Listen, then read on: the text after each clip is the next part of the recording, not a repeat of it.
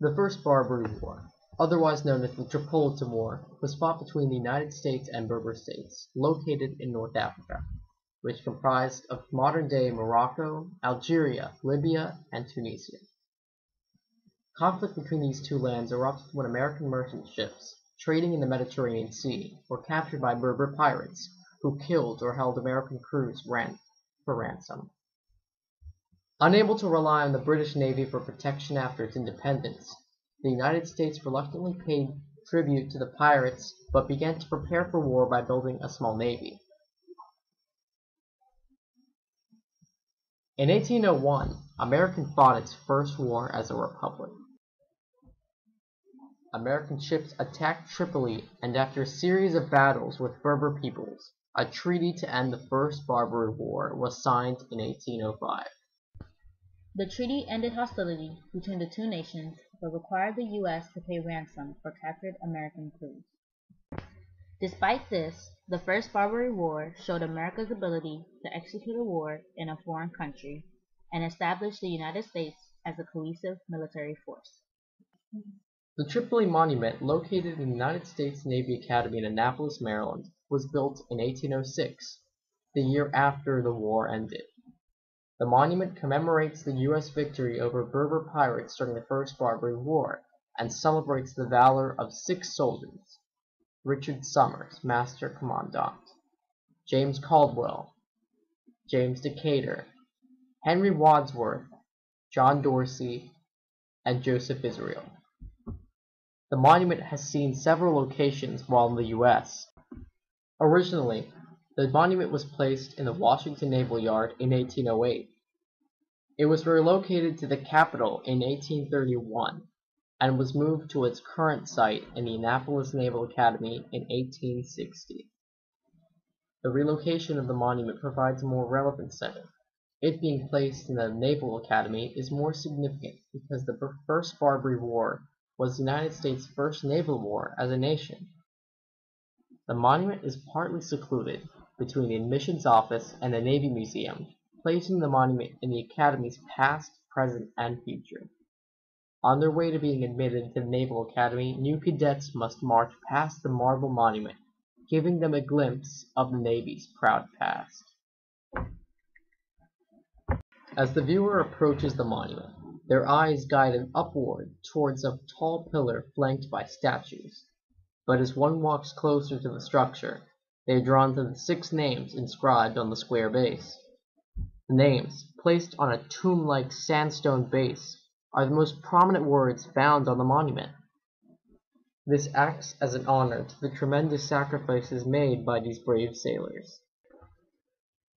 On top of the base are 6 allegorical figures depicting history, fame, commerce, and the homeland with her children beside her. Gazing upward, history is seen documenting the deeds of the Americans and sits ready to record triumphs yet to be made.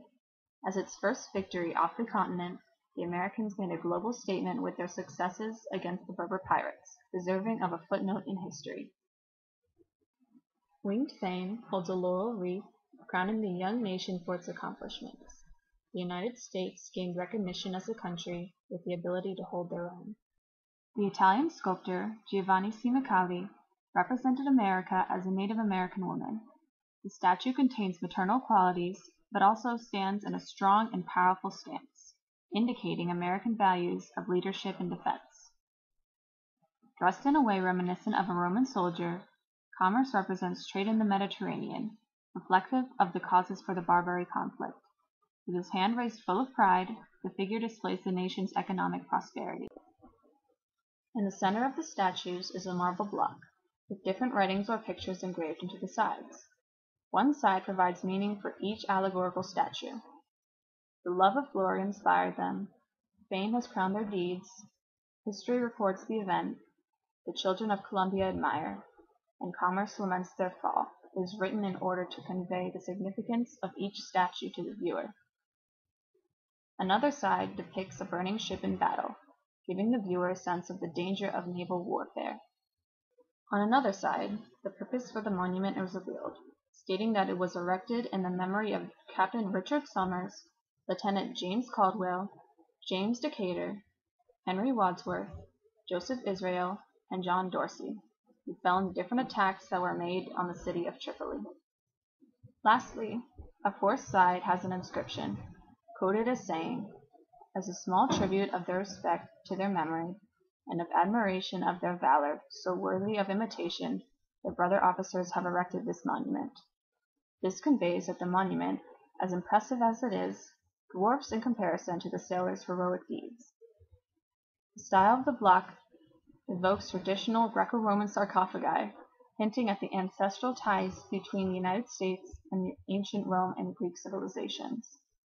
Bordering the top of the marble block on each side are engravings of heads of Berber pirates whose casualties number 800, as opposed to the 35 U.S. soldiers lost in the war.